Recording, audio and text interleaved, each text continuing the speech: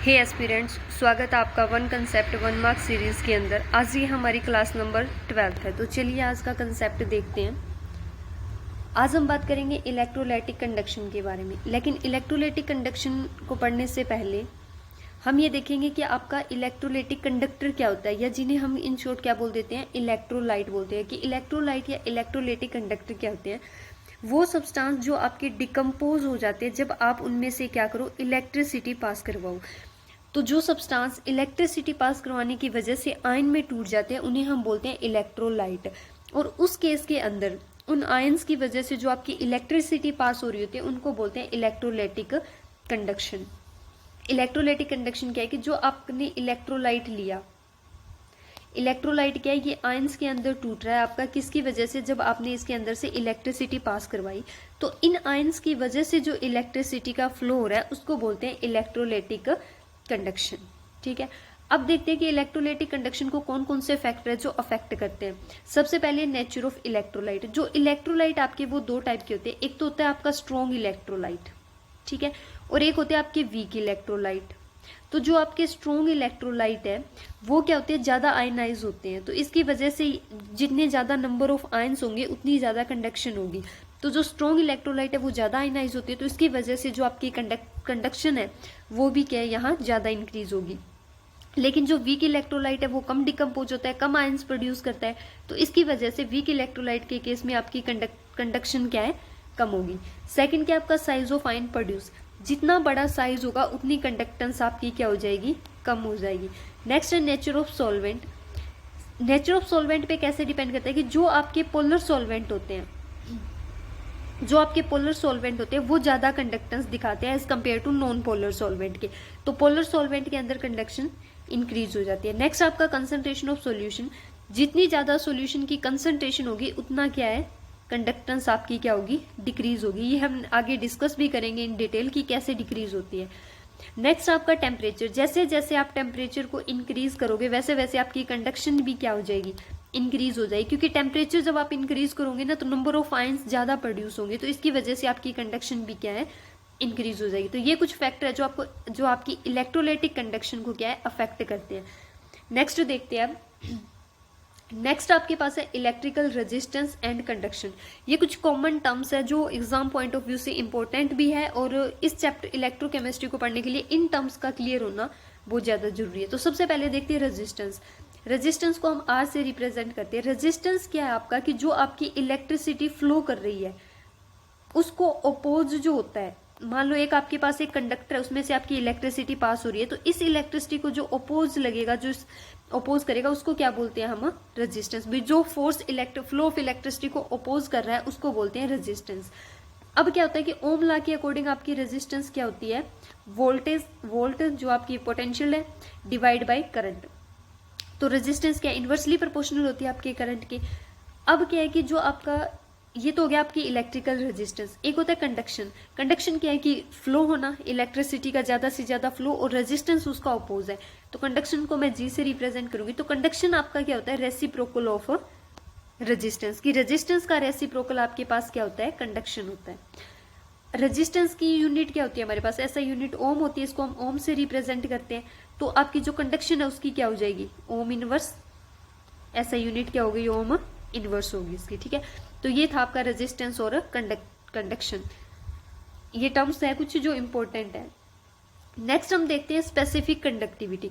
अब क्या होता है कि जो आपकी रेजिस्टेंस है ना वो डायरेक्टली प्रोपोर्शनल होती है लेंथ ऑफ कंडक्टर की। जिस भी कंडक्टर में आपकी रेजिस्टेंस लग रही है उसकी लेंथ क्या है, उसकी डायरेक्टली प्रोपोर्शनल होती है। और जो आपकी रेजिस्टेंस है वो इनवर्सली प्रोपोर्शनल होती है एरिया ऑफ क्रॉस सेक्शन की, उस कंडक्टर का एरिया कितना है। तो इन दोनों को मैं कैसे अगर कंबाइन लिखूं तो ये क्या एल बाई ए होता है। ये प्रोपोर्शनलिटी को हटा के हम एक प्रोपोर्शनलिटी कांस्टेंट लगाते हैं जिसे हम बोलते हैं स्पेसिफिक रेजिस्टेंस या रेजिस्टिविटी। ये स्पेसिफिक रेजिस्टेंस या रेजिस्टिविटी क्या है, ये आपकी क्या है, रेजिस्टेंस ही है। स्पेसिफिक रेजिस्टिविटी या रेजिस्टिविटी क्या आपकी रेजिस्टेंस ही है। किस केस के अंदर, जब आपकी लेंथ ऑफ कंडक्टर क्या हो 1 सेंटीमीटर और एरिया ऑफ क्रॉस सेक्शन भी क्या हो जाए आपका 1 सेंटीमीटर स्क्वायर। जब आपकी लेंथ 1 सेंटीमीटर हो और एरिया 1 सेंटीमीटर स्क्वायर हो उस केस के अंदर जो आपकी रेजिस्टेंस होगी उसको हम क्या बोलते हैं, स्पेसिफिक रेजिस्टेंस या रेजिस्टिविटी। अब कंडक्टेंस आपका क्या था, रेसिप्रोकल ऑफ रेजिस्टेंस। तो स्पेसिफिक कंडक्टिविटी जिसको मैं कापा के से रिप्रेजेंट करती हूँ, स्पेसिफिक कंडक्टिविटी आपकी क्या होती है, रेसिप्रोकल ऑफ स्पेसिफिक रेजिस्टेंस या रेजिस्टिविटी। ये इसको रो से लिखा है मैंने, स्पेसिफिक रेजिस्टेंस या रेजिस्टिविटी। अब इसको हम कैसे लिखते हैं, ये देखो इसको रो को कैसे लिखा था, यहाँ लिखा हुआ है। इसको कैसे, स्पेसिफिक रेजिस्टेंस को यहाँ बताती हूँ कैसे लिखेंगे। देखो ये ए ऊपर, एरिया ऊपर जाएगा आर के साथ और नीचे एल लेंथ ऑफ कंडक्टर, यही है आपकी स्पेसिफिक रेजिस्टिविटी। तो यहाँ वैल्यू पुट करो स्पेसिफिक रेजिस्टिविटी की, नीचे क्या आएगा आर ए और ऊपर एल ऊपर चला जाएगा, क्योंकि ये डिवाइड में था, ये ऊपर चला जाएगा। तो आपकी स्पेसिफिक कंडक्टेंस या कंडक्टिविटी क्या हो गया, एल अपॉन आर बाई ए। तो ये क्या बन गया, 1/r into L by A. 1/r क्या था, रेसिप्रोकल ऑफ रेजिस्टेंस क्या होता है, कंडक्शन इंटू एल बाई ए। तो ये आपकी होती है स्पेसिफिक रेजिस्टेंस या रेजिस्टिविटी, सॉरी स्पेसिफिक कंडक्शन या कंडक्टिविटी। तो कंडक्टिविटी क्या आपकी कंडक्टेंस ही है, किस केस के अंदर, जब आपकी लेंथ 1 सेंटीमीटर हो और एरिया ऑफ क्रॉस सेक्शन क्या है 1 सेंटीमीटर स्क्वायर हो। तो उस केस के अंदर जो आपकी कंडक्शन आएगी उसको हम बोलते हैं स्पेसिफिक कंडक्शन या कंडक्टिविटी। अब जो ये एल बाई ए की टर्म है यहाँ, लेंथ बाई एरिया, इसको बोलते हैं सेल कांस्टेंट। पूरी कंबाइंड रेशियो को हम क्या बोल देते हैं, सेल कांस्टेंट। तो कंडक्टिविटी को कैसे लिखेंगे, स्पेसिफिक कंडक्शन या कंडक्टिविटी को कैसे लिखेंगे, conduction into cell constant, cell constant. तो ये आपका एक इंपॉर्टेंट फॉर्मूला है, इस पे एग्जाम में न्यूमेरिकल बनते हैं। सेल कांस्टेंट पूछेगा तो आपको सीधा डायरेक्ट यहाँ से कंडक्शन को कंडक्टिविटी के नीचे लेके जाना डिवाइड में, तो आपका सेल कांस्टेंट आ जाएगा। और ये फॉर्मूला भी इंपॉर्टेंट है, ये वाला एग्जाम पॉइंट ऑफ व्यू से, इस पे न्यूमेरिकल बनते हैं डायरेक्ट आपके स्पेसिफिक कंडक्टिविटी के। अब देखो रेजिस्टेंस की आपकी यूनिट क्या थी, यहां से हम रेजिस्टिविटी की यूनिट निकाले तो रेजिस्टेंस क्या था, ओम था। ये एरिया क्या होता है, सेंटीमीटर स्क्वायर, और लेंथ क्या होती है आपकी सेंटीमीटर। तो 1 सेंटीमीटर से 1 सेंटीमीटर कट हो गया यहाँ, तो आपकी जो रेजिस्टिविटी है उसकी ऐसा यूनिट क्या होती है, ओम सेंटीमीटर। तो आपकी जो कंडक्टिविटी है वो क्या है, रेसिप्रोकल ऑफ रेजिस्टिविटी है। तो कंडक्टिविटी की जो यूनिट होगी आपकी वो क्या होगी, ओम इनवर्स, सॉरी ये थोड़ा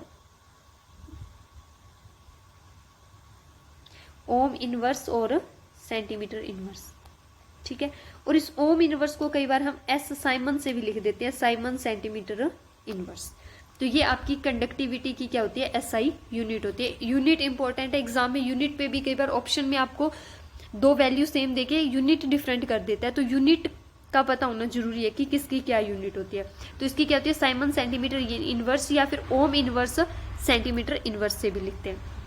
अब नेक्स्ट देखते हैं, नेक्स्ट आपके पास आता है इक्विवेलेंट कंडक्टिविटी। इक्विवेलेंट कंडक्टिविटी क्या होता है कि defined as the conduction of all ion produce from 1 gram equivalent of electrolyte.